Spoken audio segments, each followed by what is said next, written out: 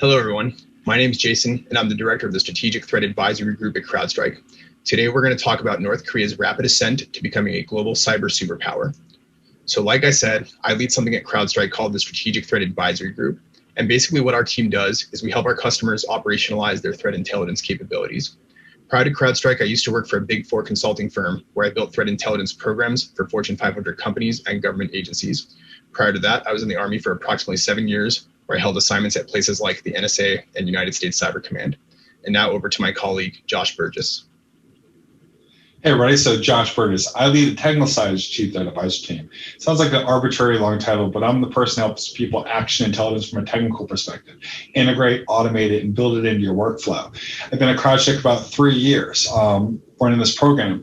Prior to that, working as a lead technical officer at a major credit card processor. I was there at about 4 years. Prior to that, U.S. intelligence community, doing that for about 10 years. And prior to that, military. What I've learned along the years is it's not necessarily about how much money you spend. Sure, you can dump millions and millions and millions of dollars in an InfoSec program or millions of dollars into an intelligence program, but it really won't make you better in the end. The idea is to learn from history, learn from the attacks and the techniques that we've seen, build that into your intelligence program, and help you get to the point where you're predictive instead of reactive. Awesome. Thanks, Josh. So here's the agenda that we're going to be reviewing today. We're going to start off with an executive summary that reviews overall the patterns that we've observed from North Korea. And then we're going to talk about their evolution throughout their cyber journey across a 3-phase process. Phase 1 is where they focused on military-focused targeting. Phase 2 is much more so about currency generation operations. And Phase 3, more about dual-focused operations. Finally, we'll conclude by giving a few predictions about where we think North Korea might evolve to in the future. So let's go ahead and start off with the executive summary. And probably the best way for us to characterize North Korea's path to becoming a global cyber superpower is across these 3 phases of their evolutionary process. In the first phase, we're looking at the Kim Jong-il dynasty kind of regime during that time frame. And during that time frame, they were very much so focused on power projection, really going after military targets. Also during that time frame, they were demonstrating the beginnings of their nuclear program. And so again, in this phase, they're really focused on kind of really projecting power and really pushing back some of their regional adversaries to include the United States, South Korea, and Japan. In the next phase, we're going to talk about currency generation operations. And this basically came as a result of a lot of the sanctions that were put on North Korea as a result of their nuclear program. So in order to bypass some of the financial hardships caused by these sanctions, we observed North Korea engage in a variety of different types of currency generation operations to include fraudulent attacks, ransomware, attacks against the SWIFT banking systems, and more. And then lastly, we're going to talk about dual-focused operations, which is where we see them as currently being. And this is basically where they have a dual-focused priority. The first one being really still going after these economic targets and still some of the currency generation targets, but also really expanding their global targeting apparatus to go after more international organizations, such as the UN and other similar type organizations. So before we dive into talking about the phased approach that we saw North Korea leverage, let's do a brief history and review. So with the first few kind of attacks that we're observing here, what you'll notice is that for these 4 that I'm showing here, it's really much more so about lashing out. And in large part, I would argue that a lot of the attacks that they did early on in their days were fairly ineffective. They engaged in a lot of different DDoS attacks. They attempt to use wipers on several different occasions. However, they weren't able to really do any serious damage in the beginning of their military targeting phase. And then as they kind of progress throughout this phase, what you'll notice is that the attacks become much more targeted as well as more focused. So here's what I mean by that. Whereas in the first phase, you see a lot of DDoS attacks and a lot of lashing out. In this subsequent phase, you see a lot more focus. For example, the exfiltration of 200 gigabytes of data from the South Korean Ministry of Defense, which, again, that's a major victory for the North Korean cyber capability. You also see them hold at risk the Korea hydro and nuclear power plant. You see them continue to go after critical infrastructure by going after the Seoul subway system. And then, of course, culminating in November 2014 with a very significant attack against Sony Pictures. In the next phase of operations, we see North Korea focus much more on currency generation. And that's what these blue little snippets here really mean, right? And this is where they're focused much more on engaging in attacks that allow them to generate currency, such as ATM cash out schemes, fraudulent attacks, the use of the Wannacry capability as a sort of ransomware, as well as stealing approximately $60 million from Taiwan Far Eastern International Bank.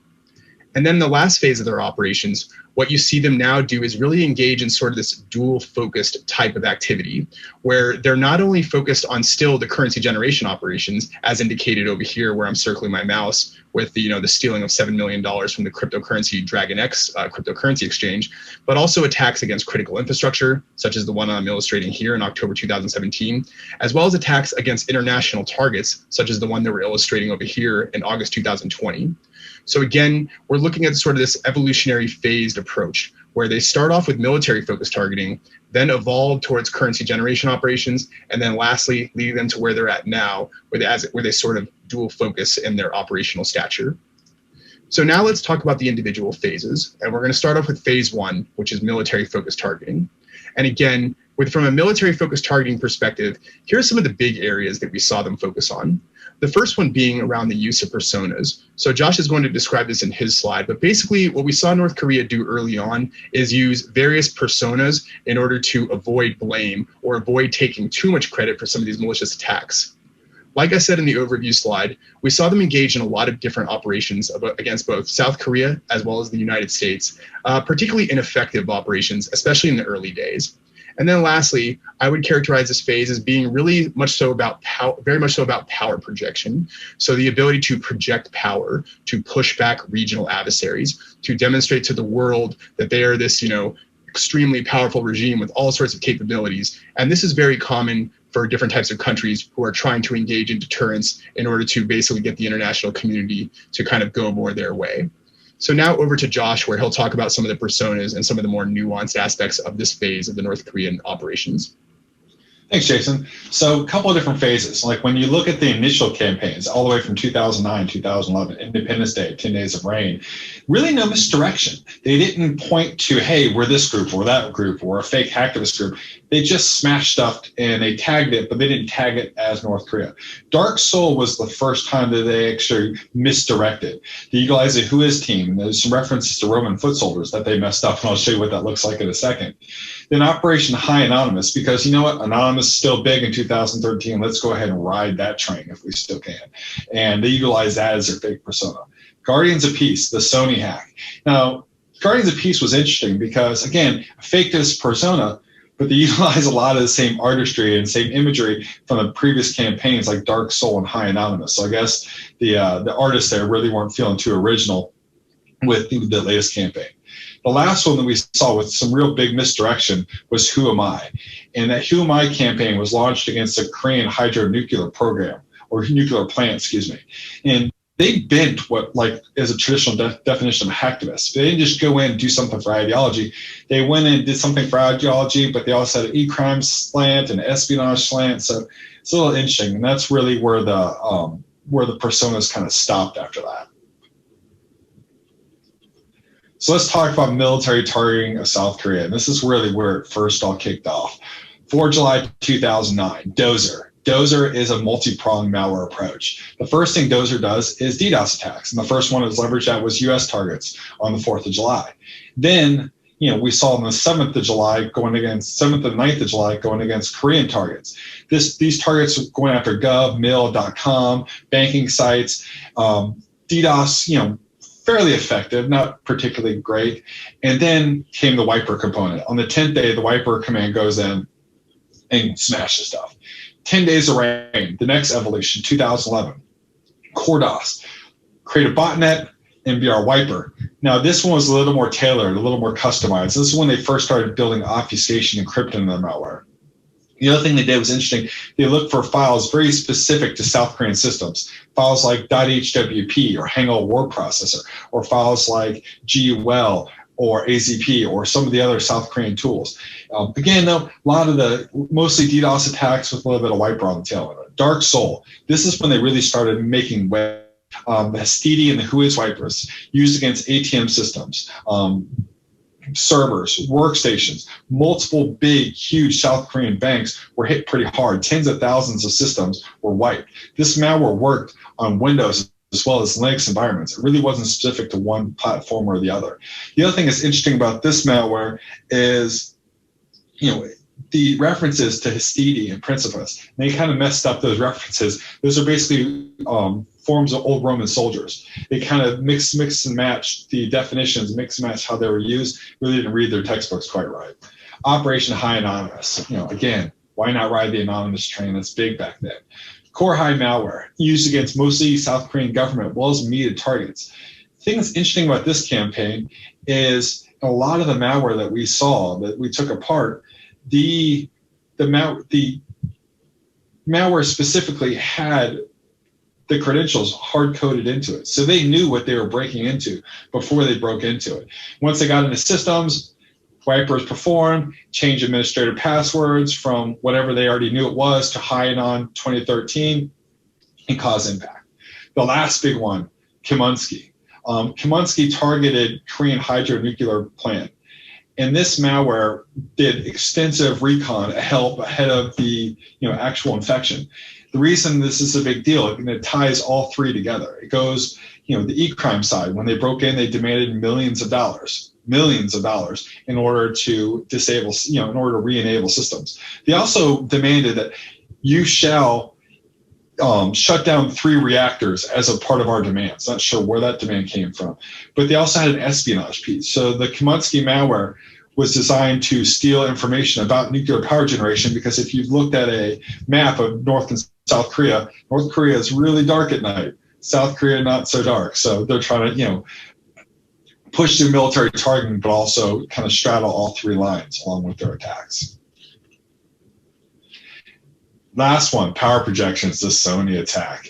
Retribution for the Interview, the James Franco and Seth Rogen movie that basically made fun of the Kim Jong-un and later led to his assassination in the movie. They got in, and this was an all hands on deck.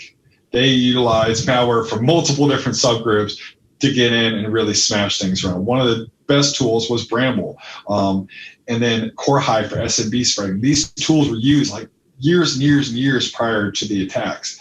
So get in, spread around, utilize SMB ports to move loudly, then utilize tools like MacTruck, which was used in Swift targeting, Nest Egg, also in Swift targeting, and the ATM attacks. Get in, steal information. They stole employee information from every Sony Entertainment employee under the sun. They also stole all the future movies before they were even released, posted them all out. Again, it goes back to that projecting power. You shall not mess with us. We don't take kindly to your slights at our leader. And that's how they did those attacks. So the first movie I'm going to show you guys, first demonstration I'm going to show you guys is Dozer. Dozer was the original destructive piece of malware that we saw from North Korea. Let's go ahead and roll it. So this is the first of 3 different malware samples we're going to demonstrate for you guys. This is the OG of the DPRK destructive malware. What we're going to walk through is My Doom. Now, Dozer was the first real campaign that they did, and the first real malware family. My Doom is the destructive side. The reason we're doing My Doom is because My Doom operates really well on Windows 7 and Windows XP, where Dozer really only works on Windows XP to do what we really wanted to do. So since Windows XP license keys are nearly impossible to get a hold of at this point, which is a funny story because my wife just threw away the last of my old Windows copies a couple weeks ago. But since we don't have a copy of Windows XP, we're going to run this on 7. It's going to work just fine. Now, as I detonate this, a couple things to think about. Again, this is the original stuff, not particularly quiet. ARP requests are going to go crazy with this thing trying to move all over the network as much as it can. The other thing that's interesting about this is despite the fact that it's the early campaigns, there is a couple anti-virtualization tricks and techniques that they use in there. This is an obfuscated version of VM, so it works just fine, but there is a little bit of obfuscation to do. The other thing they do is the mutex that the malware creates is AHN_V3 Pro. So kind of a nod to South Korean antivirus, when they launched the campaign. The other thing that's interesting about this is when they go through and they execute, a lot of temp files are dropped. Unpack DLL comes down, more temp files, allowed beacon out back to a GET request that's really obvious. The GET request is /China/DNS. The 200 marking is google.com !, which is interesting. But again, not particularly well written, but it does its job. So we're going to go and execute this, and you're going to see what it does. So we're going to give this an executable name. Go, run, quick comb through. All the files are now locked. We don't need to do any more. As you can see, can't do anything with it. It's a gzip file. The gzip file is encrypted. The only thing that remains is a beautiful picture of this nice man right here on my desktop. That's the only thing that lasted from the encryption process. So that was the first thing we're going to show you guys. There's a couple more coming your way. Awesome. Good stuff, Josh. So in this next phase, we're going to talk about the transition from the military targeting phase much more towards a currency generation type targeting aperture. And really what we're looking at here, and the reason that this happened, is because as a consequence of a lot of North Korea's actions during kind of the 2008 to 2014 timeframe, North Korea, the international community imposed a variety of different sanctions on North Korea. So the way we saw North Korea respond was by engaging in cyber operations that allowed them to generate currency. The first of those was targeting against the SWIFT banking systems, where they were able to basically engage in a global fraud against several different banks throughout the world. The next was an ATM jackpotting technique, where during some of the subsequent slides, Josh is actually going to describe how they used fast cash to engage in banking entities throughout Asia and Africa. And then lastly, we saw North Korea actually also engage in ransomware operations via Wannacry, where they use ransomware in order to fulfill some of their objectives, and again, to make money in order to fund the regime's illicit activities. And now over to Josh. Thank you, Jason. So SWIFT targeting, where it all started. Actually, the first incident that we saw was the Bangladesh bank targeting. They actually made quite a bit of money, well into 9-figure kind of revenue from that. Now, the way this initial attack happened was you get into systems, and they had deep knowledge of these targets well ahead of time. So get in, modify the SWIFT, the SWIFT transactions, delete the records behind you, and then, some additional steps. And the additional steps, especially in the beginning, was super interesting because they actually had programs designed to steal information as it went from the system processing the transaction to the printer. They don't want anybody to have any record of these attacks. Later on, the Vietnam attack, which is the next one that we tracked, they modified the Foxit reader to obfuscate and change the message as it went out. It kind of shows you that deep knowledge. This wasn't like e-crime attack that was a spray and pray trying to hit whoever they could. They knew what they were targeting. Over the years, they made over $2 billion in these campaigns. The other piece that goes along with this, because this is North Korea, is the wipers. The wipers were part of a highly modular framework going back to the two-pence malware framework that was deployed in the end to mess up forensic evidence or mess up, tracking of actually what happened. And hopefully they get to keep their money. Sometimes they did, and then sometimes they didn't. The next one I want to talk to you guys about is ATM Jackpot, Operation Fast Cash. Again, starts with two-pence framework. Get a beachhead there, deploy modular framework. Once the modular framework was in, again, highly targeted, really capable stuff. This wasn't like a spray and pray attack. They actually targeted the AIX operating system, which is owned by IBM. Now, if they, a lot of these banks, that they had the current version of it, if they didn't use legacy software that was end of life by years, a lot of these attacks wouldn't have been a possibility. So they targeted vulnerabilities in these older operating systems. So when the malware got in, it first targeted the switch application servers, intercept the cash withdrawal, and delete the record of it in the tail end. They also built in, as they went through this, a very high level of social engineering. In one case, they went after a major Chilean bank.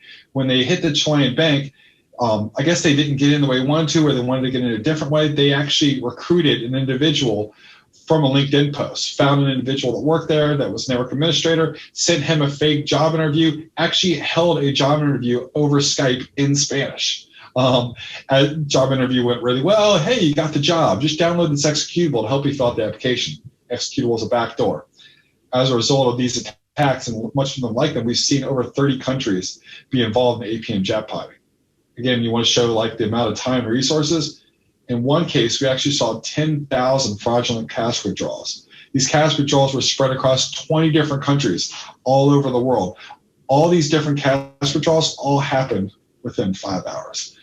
High level sophistication, high level of capability. It's definitely shows that they're broke. They need to make money. They need to get their their finances up to where it needs to be. The last one, this is the dawn of the ransomware, Wannacry. Wannacry actually started back in February of 2017. February 2017, malware was pretty well written, had some obfuscation, had a little bit of misdirection in there. Anti-NOS wasn't particularly difficult. Then we saw 2 more in March, started introducing things like Tor as a backend, started building an encryption. Then we saw more in April.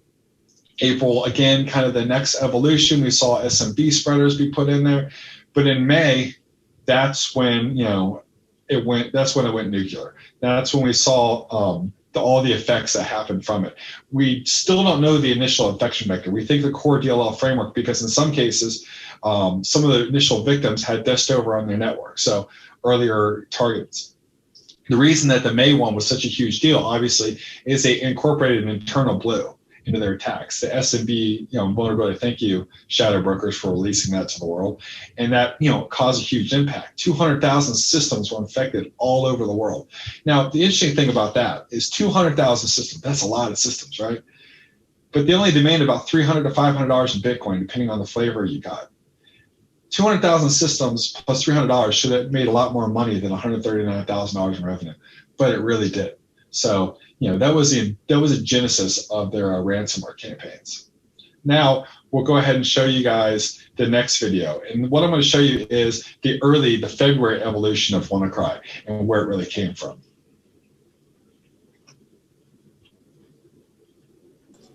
So what we're going to show you now is the second piece of malware that we plan on demonstrating today. What we're going to go through is the original version of Wannacry, the Wannacry that was first discovered on February 9th, not the ransomware campaign that we all know and hate that happened on a Friday, thank you, Kim Jong-un, on May 12th. So we're going to walk through the malware and see what it does. A lot of similarities with the other stuff. AES 128 encrypted, file structure and file extensions are pretty much the same. The biggest difference between the two is really kind of around the propagation method. The reason the propagation method's different because the earlier version was found on February 9th. The shadow broker, the release of the SMB vulnerability, the SMB worm that we all also hate, wasn't really the release until March, so kind of a little before then. So we're going to kind of walk through the malware and see what it does. The other thing I want to kind of highlight is what's interesting about this malware and commonality between the recent Wannacry is in this case, along with the previous case, when you kind of take apart the malware and you look at when it was constructed or compiled, it's UTC +9. The reason this is interesting is because UTC +9 is South Korean time, not North Korean time. North Koreans in 2014 made their own time zone, how North Korean to them, their own time zone, UTC +8.5. So this sample doesn't fall along with the right time zone. The reason for that likely is they're rocking pirated software. Who would have thought they weren't paying their bills? So let's watch this thing execute. What it does, here it goes. Puts everything with WRY extension, encrypts the files, pops up with a pretty ransom note that all your files have been safely encrypted, and now your computer is unusable. All the data is largely encrypted and gone. So that is the second sample. Hang with us. In a few minutes, we're going to show you the third. Great. Thanks, Josh. And that takes us to our third and final phase, where we assess North Korea to currently be at, whereas we're kind of see them right now, it's sort of in this dual focused type operational stature. And when we say dual focus, what we're really talking about here is sort of a combination of that traditional military focus, but also focused on economic operations as well, things to not only enhance their national economic priority areas, such as agriculture, power generation, and similar types of critical infrastructure, but also still continuing along the vein of currency generation operations. However, one of the things that we see with these new currency generation operations is now the targeting of non-traditional targets, such as several cryptocurrency exchanges, especially those located in the East Asia region, within South Korea as well as Japan. Like I said, we also saw a lot more focus during this phase on economic growth targeting. And one way to think of this is sort of like they took a page out of China's playbook, Whereas China engages in a lot of economic espionage in support of their own economy, we're now seeing North Korea do the same. And like I said, it appears to be focused on the sectors, and particularly critical infrastructure sectors, where they need a lot of help. So things like agriculture, things like power generation. You heard Josh say earlier that if you were to take a satellite image of both North Korea and South Korea at night, you would see all the lights on in South Korea, and then you would see barely anything in North Korea. So in response, now you see North Korea focused on espionage operations to try to basically empower that aspect of their economy. And then lastly, beyond the economic growth targeting operations, and then beyond the expanded criminal operations, now we're seeing them targeting government-related entities, but going much further beyond the traditional government entities. And when I say traditional, I mean kind of like the traditional adversaries. So like the United States, South Korea, Japan. And now we're seeing North Korea think a little bit bigger, right? So now they're going after international organizations such as the United Nations. Recently, we even saw them go after the Israeli Defense Industrial Base. And what that really indicates is an increased amount of confidence on the behalf of the North Korean regime. And at this point, they really do believe that, yes, they've succeeded in the past. They've been able to kind of get to the point to where they're at now. And now they're really taking it to the next level. So now for this final section, I'll pass back over to Josh to talk about some of the more specific use cases. Josh, you're muted. Thanks. Yeah, always going to slip AV at some point. So economic growth targeting. One of the biggest areas we've seen them focus in on is energy production, but not just energy in the form of nuclear, oil and gas, coal, multiple different groups. So in 2017, we saw targeting of North America pretty heavily. A lot of different organizations got hit. One of the biggest one was in Houston, Texas. It goes to oil and gas. Not everything is nuclear. Now, these campaigns, they all built in malware that was designed to steal stuff. It had destructive back ends of it, but it was more designed to steal than anything else. Especially in the most recent, oil and gas campaign, it was designed to go through, pilfer the information out, throw the wiper on the end, and then make it seem like they could actually control power. Fortunately, in every case that we've seen from then until even the most recent 2019 attack, everything was designed to be more business focused, disable business, not ICS SCADA systems. 2018, we saw the US really stop getting targeted. Europe and Asia kind of took up in its place as a result. The biggest, most notable attack, though, is the 2019 targeting of a major Indian power plant. This Indian power plant supplies power for most of southern India, so a huge deal when it hit. The malware utilized that was DTrack. The reason this is interesting is because DTrack's been used multiple times in the past. DTrack ATM stole information from Indian ATM systems. DTrack, in the early 2010s, was utilized against Korean banks. Again, we're using the malware over and over again. If it ain't broke, don't fix it. Let's just keep, operating the same way we were. The other thing that's interesting about this attack is India is a major trading partner with North Korea. So I'm not really sure what they were thinking on this one. Kind of, something to watch to see where the effects kind of fall out from that. Last one, and Jason was mentioning this earlier, crypto targeting. These crypto targeting operations involve a high amount of social engineering. In some cases, targeting individuals via LinkedIn, recruiting them, fake job applications like we've seen before. But in some cases, they actually create legitimate, or what looks like legitimate front companies, JHT Trading, Silas Trade Pro. They actually created these organizations, created these fake companies with, shells and whole backstories in order to be more, appear more legitimate. The other thing that's interesting about what they've done is collaboration with known Russian e-crime groups like TrickBot and TA505. TrickBot, for those that don't know, is a malware as a service. You have to be a highly vetted criminal to get access to the malware, but it's still malware as a service. So TrickBot got the initial foothold network.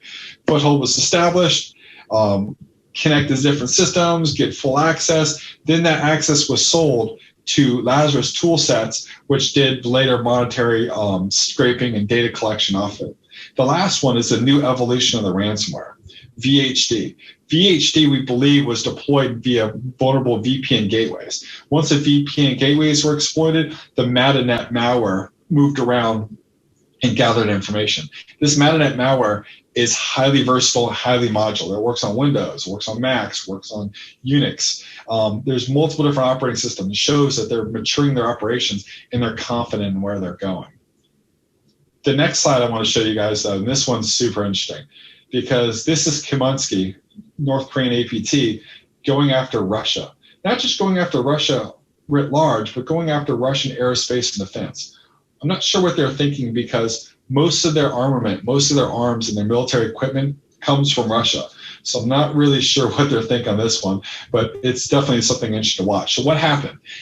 We saw, or there were phishing emails were observed targeting these aerospace and defense contractors. These phishing emails look a lot like what target U.S. and European defense industrial base, fake job application. Because COVID's a thing, why not use COVID as well? So utilize the fake job applications, the COVID operations, then drop the malware, and then move around the system to try to pilfer data. It also goes back to the reconnaissance efforts. So we've seen them as they've matured. It's not just get in there, smash and grab, and kind of feel your way around. There's a lot of scanning that was observed from April to September against Russian systems as well as US and EU systems that correlates along with these attacks. So highly sophisticated, great social engineering around it. Not sure what they're thinking of going after Russia, but something worth watching. So the last piece we're going to show you guys is another version of ransomware from North Korea. Again, this isn't highly widespread like Wannacry. This is more targeted and more moving into the big game hunting operations. So this is the third and final piece of destructive North Korean malware we're going to be showing you guys. This one's a little bit different. Unlike Wannacry, which is strictly revenue generating, this is more of a smokescreen. This is designed to lock systems down, and it's a wiper, not ransomware. It's designed to lock systems down and distract incident responders from what's really going on. In this case, stealing millions and millions and millions of dollars from the Taiwanese Far East Bank. So the malware is going to execute. It comes along as a package. I should say that first. It comes along as a package, and this comes along with the whole 2-pence framework. Hermes is just a piece of it. It's a destructive piece. I would demo the whole package, but 2-pence, not quite as cool to look at.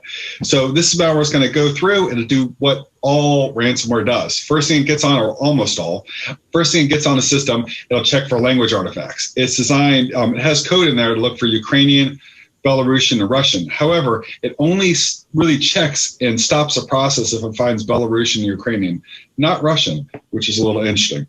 Then it'll do all the normal things, VS admin, delete shadow copies, look for backups, comb through every drive letter, use the Windows crypto API to come up with a key pair, crypt things over AES-256, and then do all the normal smash things that we all know and love at this point from ransomware. So nothing really new or novel or interesting about this ransomware. The biggest thing that makes this something to look at is, again, it's not really designed to garner a ransom. This is only designed to distract incident responders away from what's really happening on the system. So we'll watch it execute, give it a few seconds, and then everything becomes unusable, deletes itself, and 1, 2, 3, everything's gone. And then there's your pretty ransom note. You don't pay me money in Bitcoin, you're never getting your data back, blah, blah, blah, blah, blah. All the meanwhile, everything is encrypted, nothing works. So thanks, everybody. Hopefully you enjoyed. All right, awesome. Thanks, Josh. And now we'll finish off with a conclusion where we're going to make a few possible assessments of the direction that North Korea might go in the future. So the first one that we have up all the way to the left is around the potential use of advanced ransomware operations. So as Josh and I demonstrated throughout this brief, we've seen North Korea use ransomware for a variety of different reasons in the past, whether it be for the currency generation elements of the ransomware or for the potential destructive elements of the ransomware attack. What we think North Korea could potentially consider in the future is the addition of 2 new ransomware techniques that we've observed over the last 1.5 to 2 years or so. And those are 1, data extortion, and 2, ransomware as a service. With data extortion, basically what the threat actor does is, in addition to engaging in the ransomware attack, they are now stealing valuable personal data during the course of the attack. And then after locking down the systems, what they do in addition to sending the ransom note is they also extort the victim with additional information such as PII or intellectual property or other sensitive data. And they basically threaten the victim and say that if they don't pay up, they'll essentially release that data on a data leak site. So that is one possible option. Another possible option is we could potentially look at and see North Korea engage in business models such as ransomware as a service, where they can potentially outsource large portions of their ransom operations to third-party affiliates, thereby allowing them to increase the volume of their attacks and therefore also likely the amount of profit that they get from the attacks. The second prediction or assessment that we have is that they will likely continue to take a page out of China's playbook, and we can see them really investing in this area. So, we've said throughout this brief that obviously, North Korea's economy is struggling. It's struggling in a variety of different ways for a variety of different reasons, whether it be because of having being ran by a dictatorship, or some of the conditions that have been imposed upon them because of the international sanctions. We do see a lot of struggling within North Korea. And one thing that we could potentially see the Kim Jong-un dynasty or regime do is continue to go after these economic targets. And we've seen North Korea issue 5-year plans very similar to what China does. And whenever China has issued these 5-year plans, what we have observed China do immediately after the plans is engage in espionage in support of those particular objectives. So it is very possible that we will likely or potentially observe North Korea do the same thing. And then our last prediction is around the notion of cyber brinksmanship. So brinksmanship is basically a term used in deterrence strategy, where two sides are going against each other, and they basically want to see who's going to kind of call chicken first, who's going to kind of chicken out first. And that's sort of basically what we see them doing. We see them bringing their regional and international adversaries all the way to the very edge, and then potentially using capabilities such as cyber or nuclear capabilities to achieve those deterrent effects. We do believe that they're likely to evolve more towards the cyber side of the house, as opposed to continuing to use the nuclear option as their sole deterrent capability. And one of the reasons that we think they're going to use cyber more is essentially it's just safer for them. The more they play around with using nuclear weapons as a deterrent capability, the higher the chances that one of their adversaries, like the United States, might engage in a preemptive attack. And obviously North Korea does not want that. If North Korea were to go engage in kinetic conflict with the United States, North Korea would lose. And not only would they lose, their regime would potentially also be replaced. And they want to avoid that at all cost. So given that logic, it is very likely that they will instead kind of go the cyber route, which still allows them to project power, still allows them to kind of take swipes at their adversaries, but does so in a much safer way for them that not only has a lower risk of kinetic retaliation, but also a lower risk of having the Kim dynasty being replaced. So that is all we have. Thank you for watching our Black Hat talk, and please enjoy the rest of the presentations at Black Hat. Thank you. Thanks a lot.